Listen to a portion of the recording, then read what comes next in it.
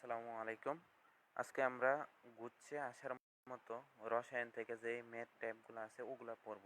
Just মানে এই টাইপের শুধু ম্যাথগুলা পড়ব। দেখো প্রথমে আমরা গুণগত রসায়নের যে ইম্পর্টেন্ট ম্যাথগুলো আছে ওগুলা পড়ব।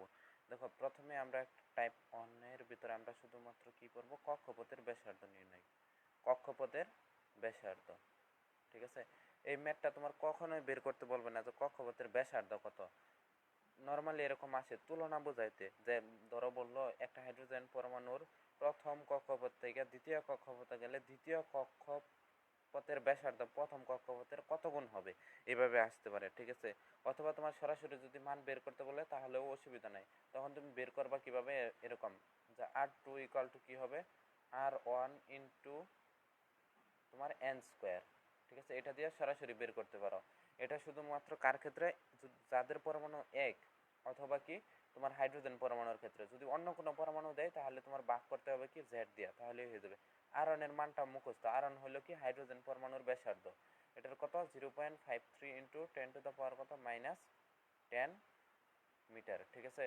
এটা হলো তোমার আরন এর মান। জাস্ট এইগুলার ভিতরে মানগুলা বসালেই তোমার কি হয়ে যাবে, কক্ষপথের ব্যাসার্ধ বের হয়ে যাবে। দেখো এরপরে দেখো এই প্রশ্নটা তোমার এভাবে আসতে পারে যে একটা ইলেকট্রনের প্রথম কক্ষপথ থেকে দ্বিতীয় কক্ষপথে গেলে দ্বিতীয় কক্ষপথের ব্যাসার্ধ প্রথম কক্ষপথের কত গুণ হবে, ঠিক আছে। তার মানে তুমি কি করবা, কোন কক্ষপথ থেকে, প্রথম কক্ষপথ থেকে দ্বিতীয় কক্ষপথ। তার মানে প্রথম কক্ষপথে আরন এর মান আরন, দ্বিতীয় কক্ষপথ মানে কি এখানে 2 স্কোয়ার হবে, ঠিক আছে। তাহলে তোমার কত হবে 4 আরন। তার মানে কত হবে, প্রথম কক্ষপথের কত গুণ, 4 গুণ হইতে পারে, 4 গুণ হবে, ঠিক আছে। এটাই আমাদের কক্ষপথের ব্যাসার্ধ নির্ণয়ের কি ম্যাথ। টাইপ 2, টাইপ 2তে আমরা পড়ব কি, ব্যাগ নির্ণয়ের ক্ষেত্রে, ঠিক আছে। ব্যাগের ক্ষেত্রেও এরকম সেম, এরকম ভাবে তুলনা বোঝাইতে তোমার ম্যাথ আসতে পারে। ওটা আমরা কিভাবে বের করব, বি ওয়ান ইকাল টু কত হবে, B one equal to B N equal to B one by N, ঠিক আছে। যদি অন্য কোনো পরমাণু থাকে হাইড্রোজেন ছাড়া তাহলে তুমি জেড গুণ করে দিবা। এই দেখো এইটার ক্ষেত্রেও তোমার জেডটা কখন হিসাব করবা, তখন ধরো মনে করো হাইড্রোজেন না দিয়া লিথিয়াম বললো, তখন লিথিয়ামের পারমাণবিক সংখ্যা হবে। এইখানেও সেম, নর্মালি তোমার হাইড্রোজেন দিয়ে আসে। টাইপ 2 এভাবে করবা। টাইপ 3 এর ক্ষেত্রে আমরা কি করব, যে তোমার মনে করো কোনো শক্তি বের করতে পারলো, তাহলে কিভাবে বের করবা, E N equal two, N মানে কি কততম কক্ষপথ, এই এন মানে কততম কক্ষপথের ব্যাগ বের করতে বলছে। দেখো ই ওয়ান ইকাল টু কি, ই ওয়ান ইন্টু তোমার এইখানে হইলো তোমার Z square by N square, ঠিক আছে। জেড মানে পারমাণবিক সংখ্যা, ঠিক আছে। এটা কোন পরমাণু আছে সেটার উপর নির্ভর করবো। নর্মালি তোমার এইটা দিয়ে আসবে যে E one by N square দিয়েই তোমার ম্যাথ দিবে, মানে হাইড্রোজেন পরমাণুর ভিতরেই দিবে। আশা করি এগুলো পারবা। আর ই ওয়ানের মানটা মুখস্থ তুমি রাখতে পারো -2.18 into 10 to the power -18 joule, ঠিক আছে, ইন্টু 1/n স্কোয়ার, ঠিক আছে। তাহলে তুমি যে কোনো ব্যাসার্ধের বা যে কোনো কক্ষপথের তুমি কি বের করতে পারবা, যে কোনো কক্ষপথের শক্তি মান বের করতে পারবা, ঠিক আছে। এইগুলাই মোটামুটি এইখান থেকে ম্যাথ। তারপর টাইপ 4 দেখো, টাইপ 4 এর ক্ষেত্রে আমাদের কি বের করতে বলতে পারে, ধরো এই দুইটা সূত্র দিয়ে ম্যাথ আসতে পারে, সি ইকুয়াল টু কি মিউ ল্যামডা, আর একটা হলো তোমার কি মিউ ইকুয়াল টু কি লেখা যায় আমরা জানি কি এখান থেকে সি বাই ল্যামডা, মানে এই সেম জিনিসটা থেকে তোমার যে কোনো মান বের করতে বলতে পারে। আরেকটা হলো শক্তির মান S equal to E equal to S mu. দেখো মিউ এর পরিবর্তে আমরা কি বসাইতে পারি, এখানে দেখো বের করে রাখছি সি বাই ল্যামডা, মানে এস সি বাই ল্যামডা, ঠিক আছে। এটা দিয়ে ম্যাথ আসতে পারে, এটা দিয়েও আসতে পারে, যে কোনোটা দিয়েই আসতে পারে। দেখো আমি একটা ম্যাথ বলি, ধরো এটা কোনো একটা বোর্ড কোশ্চেনে আসছিল, 675 ন্যানোমিটার তরঙ্গ বিশিষ্ট কোনো বর্ণালীর শক্তিগত শক্তি, মানে আমরা জানি E equal to S mu. দেখো এখানে দেওয়া আছে ন্যানোমিটার মানে ল্যামডার মান, তার মানে আমার এই সূত্রের ভিতরে দেওয়া লাগবে।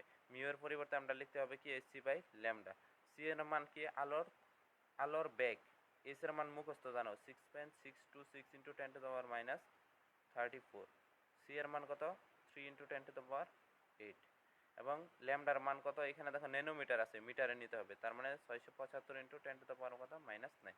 তো কাটাকাটি ক্যালকুলেশন করবা, যা হবে তাই হইলো তোমার কি শক্তির মান। আমি সবগুলো টাইপের জাস্ট একটু একটু করে বইলা যেতেছি, তুমি টাইপটা মাথায় রাখো জাস্ট,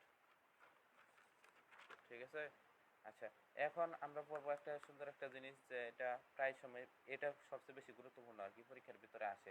ধরো একটা কক্ষপথ থেকে আরেকটা কক্ষপথে গেল, তাহলে তাহলে তোমার এই যে নির্গত শক্তি অথবা তরঙ্গ দৈর্ঘ্য এগুলা বের করতে বলে যখন, যেমন ধরো n1 = 2 হতে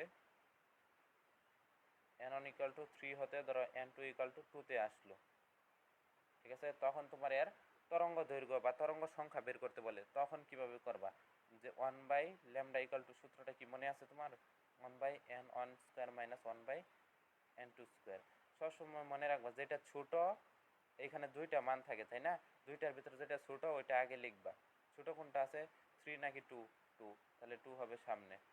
তারপর কোনটা আছে, বড় কোনটা, 3, এটা হবে এইখানে। এখন ক্যালকুলেশন করবা, 1/4, 1/9, নিচে হবে 36, উপরে হবে 9 - 4। তার আরেকটু লিখতে মনে নাই, RS। আচ্ছা, সব জায়গার ভিতরে RS RS ঢুকাও, ঠিক আছে। এইগুলা দিয়া, এটা দিয়ে বেশি ম্যাথ আসে, আমি শর্টকাটও বলে দিব, জাস্ট আগে দেখাইতেছি। 5RS কত, 36। দেখো এই টাইপের ম্যাথগুলো কিভাবে আসে, এখন এটা পড়ো। দেখো এরকম আসবে, দ্য এইচ পরমাণুর ক্ষেত্রে তোমার বললো m শক্তি স্তর থেকে কে শক্তি স্তরে আসলে, m শক্তি স্তর থেকে কে শক্তি স্তরে আসলে তোমার দাপান্তরের সময় নির্গত শক্তি কত, নির্গত শক্তি বা তোমার বের করতে বললো যে তরঙ্গ দৈর্ঘ্য কত বা তরঙ্গ সংখ্যা কত, ঠিক আছে, তরঙ্গ দৈর্ঘ্য কত। তখন কি হবে দেখো, m শক্তি থেকে কে শক্তিতে আসছে, আমরা জানি কি কে এল এম এন, তাই না? কে মানে 1, এল মানে 2, এম মানে 3, এন মানে 4। তার মানে কি 3 থেকে কততে আসছে, তোমার 1-তে আসছে। তার মানে এইখানে প্রথম যেটা আছে এটা কি হবে, ছোট কোনটা, 1, তাই না? তার মানে 1/1² মাইনাস 1/3²। এখন জাস্ট ক্যালকুলেশন করো, 1/λ মান পাবা। যেহেতু তরঙ্গ দৈর্ঘ্য বের করতে বলছে, তার মানে উল্টাই দিতে হবে, শুধু ল্যামডার মানটা বের করবা। নির্গত শক্তি, শক্তি মানে কি E = আমরা জানি কি H মিউ, আর মিউ এর পরিবর্তে লেখা যায় কি C/λ। দেখো ল্যামডার মানটা বসাইলে বাকি সবগুলো তুমি জানো। আশা করি বুঝতে পারছো, এই ম্যাথটা যেভাবে আসবে তুমি পারবা, ঠিক আছে। আচ্ছা দেখো, এই ম্যাথটাই আরেকটু চেঞ্জ করে আসতে পারে, সেটা কি, যে তোমার সর্বনিম্ন অথবা সর্বোচ্চ বের করতে বলে। যখন প্রশ্নের ভিতরে সর্বনিম্ন এবং সর্বোচ্চ জিনিসটা লেখা থাকবে, ধরো এরকম একটা প্রশ্ন দিলাম, হাইড্রোজেন পারমাণবিক বর্ণালী ভামার সিরিজে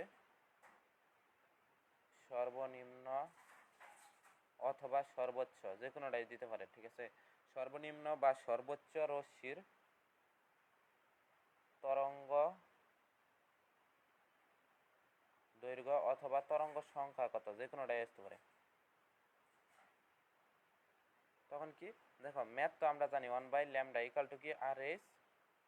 এইখানে দেখো ভামার সিরিজ বলছে, ভামার মানে কত, n1 এর মান কত, ভামার কয় নাম্বার, 2 নাম্বার, তাই না? লাইম্যান ভামার, হ্যাঁ n, তাহলে এটা হলো 2, এটুকু তো জানো। আচ্ছা, পরে বলছে সর্বনিম্ন বা সর্বোচ্চ। সবসময় মনে রাখবা, সর্বনিম্ন যদি বলে তাহলে প্রথম n1 এর মানটা হলো যত নাম্বার সিরিজ আছে ততই। এটা কত নাম্বার সিরিজের আছে, 2 নাম্বার, তাহলে n1 এর মান 2, এবং n2 এর মান কত হবে, 2 এর থেকে 1 বেশি, তার মানে 2 যোগ 1 মানে 3, ঠিক আছে। এই জিনিসটা সবসময় মনে রাখবা, যখন সর্বনিম্ন বের করতে বলবে তখন n1 এর মান যত নাম্বার সিরিজ বলছে, এটা কয় নাম্বার সিরিজ, 2, তাহলে 2, এবং n2 এর মান কত হবে, এর পরবর্তী সংখ্যা, পরবর্তী সংখ্যা কত, 3, তাহলে আমাদের এখানে 2² - 1/3², তাই না? এখন ক্যালকুলেশন করবা, তাহলে তোমার 1/λ হলো কি তরঙ্গ সংখ্যা, আর যদি ল্যামডার মান বের করো তাহলে হবে কি তরঙ্গ দৈর্ঘ্য। আশা করি বুঝতে পারছো। আর যদি বলে সর্বোচ্চের ক্ষেত্রে শর্টকাটটা কি, সর্বোচ্চ হলো RS/ কত, RS/ যত যত সিরিজ বলবে, এখানে হলো সিরিজ, সিরিজ স্কয়ার, এটা কয় নাম্বার সিরিজে আছে, 2 নাম্বার, তাহলে RS/ কত হবে, 2², মানে কত, RS/4। আশা করি বুঝতে পারছো, ঠিক আছে। এটা কেন হয় এরকম, কারণ হইলো তোমার এই ক্ষেত্রে হইলো তোমার n2 এর মানটা হয় ইনফিনিটি, ইনফিনিটি মানে কি, 1/∞ মানে 0 না, 1/∞² মানে তো 0, তার মানে শুধু এটুকুই থাকতেছে। বুঝতে পারছো আশা করি। এটা একটা ইম্পর্টেন্ট জিনিস, প্রশ্নের পরীক্ষার ভিতরে আসতে পারে আর কি তোমাদের, ঠিক আছে। এরকম তোমার ধরো এই প্রশ্নটা সর্বোচ্চ সর্বনিম্ন না দিয়ে বললো বার্মান সিরিজ থেকে তোমার লাইম্যান সিরিজে আসতে কতটুকু মানে তরঙ্গ দৈর্ঘ্য কত হবে বা কত শক্তি নির্গত হবে, তখন কি করবা, বার্মার কত 2 আর লাইম্যান কত 1, অথবা তোমার ব্র্যাকেট থেকে বার্মারে আসলো ব্র্যাকেট 4 আর হইলো বার্মার কত 2, তাহলে n1 n2 এর মানগুলো পাবা। দেখো এখন ক্যালকুলেশন এভাবে করলে তোমার যদি বেশি ঝামেলা মনে হয় তাহলে তোমার একটা শর্টকাট বলি, 1/λ = কি লিখতে পারো, এখানে কি লিখবা যে n2 square into n1 square, ঠিক আছে, আর এইখানে কি লিখবা n2 স্কয়ার বিয়োগ n1 স্কয়ার, তাহলে তোমার কি হয়ে যাবে, বের হয়ে যাবে। দেখো যে কোনোটা যদি বের করতে চাও, এটাই যদি আমরা বের করি, দেখো একটা হলো 2 আর একটা 3, তাহলে আমরা এটা যদি বের করি তাহলে হবে 3 স্কয়ার মাইনাস 2 স্কয়ার, আর এইখানে কি হবে 3 স্কয়ার গুণ 2 স্কয়ার, তাই না? তাহলে নিচে হবে 9 36, আর এইখানে কত হবে 9 থেকে 4 বিয়োগ করলে কত 5, আর সবগুলোর সাথে আর এস মাস্ট থাকবেই, ঠিক আছে, তাহলে 5 আর এস। দেখো শেষ, এটা হলো 1/λ মান। অবশ্যই খেয়াল রাখবা যে তোমার শুধু ল্যামডার মান বের করতে বলছে নাকি 1/λ মান বের করতে বলছে, তাহলেই তোমার হবে, নইলে কিন্তু ম্যাথ দেখবা মিলতেছে না, ঠিক আছে। আচ্ছা দেখো আরও একটা প্রশ্ন আছে, সেই প্রশ্নটা এখন আমরা যদি দেখি যে ধরো তোমার বললো প্রশ্নের ভিতরে যে একটা, আচ্ছা, বর্ণালীর সংখ্যা নির্ণয়, এটা কি বর্ণালীর সংখ্যা নির্ণয়, প্রশ্নটা কিন্তু একই ক্যাটাগরির। ধরলো একটা ইলেকট্রন বললো 4 নাম্বার শক্তি স্তর থেকে 2 নং শক্তি স্তরে আসছে, তাহলে তোমার বর্ণালীর সংখ্যা কত, কি বলছে 4 নং শক্তি স্তর থেকে 2 নং শক্তি স্তরে আসছে, তাহলে বর্ণালীর সংখ্যা কত, কিভাবে বের করবা, একদম সহজ, প্রথমে দুইটার বিয়োগফল, কার কার যে কত নাম্বার শক্তি স্তর থেকে কততে আসছে মানে বড়টা থেকে ছোটটা বিয়োগ করবা, তারপরে এই বিয়োগ ফলে যত আসবে তার সাথে 1 যোগ, মানে 4 - 2 এর সাথে 1 যোগ ভাগ 2, এটাই হলো তোমার উত্তর। তাহলে কত হবে 2 ইন্টু 2 আর 1 যোগ করলে 3, 2 ভাগ করলে হলো 3, তাহলে বর্ণালীর সংখ্যা কত 3। দেখো আরেকটা বলি, ধরো বললাম 5 শক্তি স্তর থেকে 1 এ আসছে, তাহলে কত হবে, দেখো বিয়োগ করো, 5 এর থেকে 1 বিয়োগ করলে 4 ইন্টু 4 এর থেকে 1 বেশি মানে 5 ভাগ 2, তাহলে কত হবে 10। আশা করি এই ম্যাথগুলো বুঝতে পারছো, ঠিক আছে। দেখো এখন আর একটা টাইপ আছে, তাহলে তোমার মোটামুটি সবগুলা শেষ। কয়টা টাইপ গেল, টাইপ 4, এটা হলো টাইপ 5, আচ্ছা এটা হলো তোমার টাইপ 6। আচ্ছা দেখো দ্রাব্যতা বের করা, দ্রাব্যতা ইকুয়াল টু কি আমরা জানি, উপরে হলো তোমার দ্রবের ভর, নিচে হলো দ্রাবকের ভর, ঠিক আছে, আর 100 দিয়ে গুণ করতে হয়।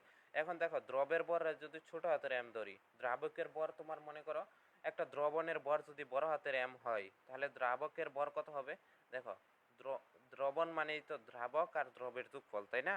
তাহলে এটা যদি দ্রবণের ভর হয়, তাহলে দ্রবণ থেকে ছোট হাতের m বিয়োগ করলে তোমার কি হবে, দ্রাবকের ভর, তাহলে যেহেতু এটা আমরা m ধরছি তাহলে নিচে হবে m - m ইন্টু 100, ঠিক আছে, এটাই হলো তোমার দ্রাব্যতা। দেখো একটা ম্যাথ বলি, যে 25 ডিগ্রি সেলসিয়াস তাপমাত্রায় 150 গ্রাম দ্রবণকে বা সম্পৃক্ত দ্রবণে বলো 25 গ্রাম দ্রবীভূত আছে, ঠিক আছে, ওই তাপমাত্রায় দ্রাব্যতা কত বা দ্রাব্যতা নির্ণয় করো, কত হবে, দেখো সূত্রটা কি আমরা জানি, উপরে হলো দ্রব 25 ইন্টু 100, নিচে কি দ্রাবক, দেখো এই যে 150 গ্রাম এটা কিন্তু দ্রবণ, তাহলে দ্রাবক আমরা কিভাবে বের করবো, 150 থেকে 125 কিন্তু 150 থেকে 25 কিন্তু বিয়োগ করতে হবে, বিয়োগ করলে হবে কত 125, এখন কাটাকাটি করো, এখানে 5 এখানে কাটাকাটি করো 20, তার মানে কত, এটা হলো দ্রাব্যতা হলো 20, ঠিক আছে। দেখো লাস্ট টাইপ, এটা হলো তোমার কি দ্রাব্যতা গুণফল বের করা, এইটা মাস্ট আসবেই পরীক্ষায়, দ্রাব্যতা গুণফল, ঠিক আছে, দ্রাব্যতা গুণফল। দেখো যে কোনো একটা যৌগ দেওয়া থাকবে, ওই যৌগের তোমার দ্রাব্যতার গুণফল বের করতে বলতে পারে, দ্রাব্যতা মাঝে মাঝে দেওয়া থাকতে পারে অথবা তোমার এস আকারে তোমার বের করতে বলতে পারে। এখন এটার একটা শর্টকাট বলি, যে কোনো একটা পরমাণু ধরো তোমার দেওয়া আছে, যে কোনো একটা যৌগ দেওয়া আছে, ধরো PbI2 ধরলাম, এটা কিভাবে তুমি শর্টকাটে বের করতে পারো, দেখো প্রথমত হলো দেখবা যে কয়টা কয়টা পরমাণু আছে, দেখো দুইটা, সবসময় দুইটা আধান হবে, একটা প্লাসের আর একটা মাইনাসের, যে দুইটা আধান হয়েছে তাদের পরমাণুর সংখ্যাগুলো দেখবে, এর পরমাণু কত 1 আর এর পরমাণু কত 2, এই যে 1 আছে না, তাহলে 1s, মানে যতগুলা পরমাণু আছে তত এস, আর উপরে হইলো যত পরমাণু আছে তত ইন্টু এটার ক্ষেত্রেও কতগুলো পরমাণু আছে দুইটা, তাহলে এখানে লেখো 2s।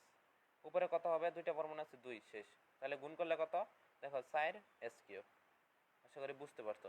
ধরো এজিসিএল, দেখো এজিসিএল এইটার কত 1, এটাও কত 1, তার মানে তোমার উপরে 1 1 হইতেছে, s ইন্টু এস, তার মানে s স্কয়ার হবে। দেখো 1s উপরে 1 লিখলে একই কথা হইতো, তাই না? দেখো আরো যদি উদাহরণ দেই, ধরো ম্যাগনেসিয়াম হাইড্রোক্সাইড, দেখো ম্যাগনেসিয়াম কয়টা আছে, একটা, হাইড্রোক্সাইড কয়টা আছে তোমার, দুইটা, তাহলে এস একটা, এখানে 1s 1 লিখলে এসই হইতেছে, আর এখানে হবে কি 2s উপরে 2, তার মানে কত হইতেছে 4s কিউব। সবগুলো এইভাবে তুমি করতে পারো। ধরো ক্যালসিয়াম ফসফেট, তাহলে কিভাবে লিখতে পারি আমরা এইভাবে, দেখো এখানে কত, ক্যালসিয়াম, ক্যালসিয়াম কয়টা, তিনটা, ফসফেট কয়টা, দুইটা, তাহলে 3s উপরে কত হবে, 3 হবে, আর এইখানে কত 2s উপরে কত হবে, 2 হবে, তাহলে এইখানে হইতেছে 27s কিউব, আর এইখানে হইতেছে তোমার 4s স্কয়ার, মানে কত, গুণ করলে 108 s টু দা পাওয়ার 5। এরকম তুমি সবগুলাই বের করতে পারবা। ধরো অ্যালুমিনিয়াম হাইড্রোক্সাইড, এর ক্ষেত্রে কত হবে, অ্যালুমিনিয়াম একটা আছে, হাইড্রোক্সাইড কয়টা তোমার, তিনটা, তাহলে তোমার অ্যালুমিনিয়ামের জন্য s নিলা, হাইড্রোক্সাইডের জন্য 3s কিউব, তাহলে কত হবে 27s টু দা পাওয়ার 4। এভাবে তুমি চাইলে সবগুলা বের করতে পারো। এখন প্রশ্নের ভিতরে মাঝে মাঝে দেওয়া থাকবে, ধরো এটার ক্ষেত্রে, ধরো এই প্রশ্নটার ক্ষেত্রে বললো যে এর দ্রাব্যতা 0.002 মোল পার লিটার, ঠিক আছে, মোল পার লিটার হলে দ্রাব্যতার গুণফল কত, তখন এই 27s টু দা পাওয়ার 4 এর ভিতর s এর মানটা এত বসাইলেই তোমার ম্যাথ বের হয়ে যাবে। এরকম তোমার যে কোনো একটা প্রশ্নে দিতে পারে। মাঝে মাঝে বইলা দিব যে দ্রাব্যতা x হলে দ্রাব্যতার গুণফল কত, তখন এই যে s যে লিখছিলা s এর জায়গায় x বসাবা, তাহলে 27x টু দা পাওয়ার 4 এরকম আসবে, ঠিক আছে। এই টাইপটা, আর এর যে আগে একটা টাইপ পড়াইলাম যে তোমার এক শক্তি স্তর থেকে অন্য শক্তি স্তরে গেলে তোমার তরঙ্গ সংখ্যাগত বা তরঙ্গ দৈর্ঘ্যগত, এই দুইটা টাইপ খুবই গুরুত্বপূর্ণ, গুচ্ছতে আসার মতো। ইনশাল্লাহ একটা প্রশ্ন তোমরা কমন পাবা, এগুলা পড়লে গুণগত রসায়ন থেকে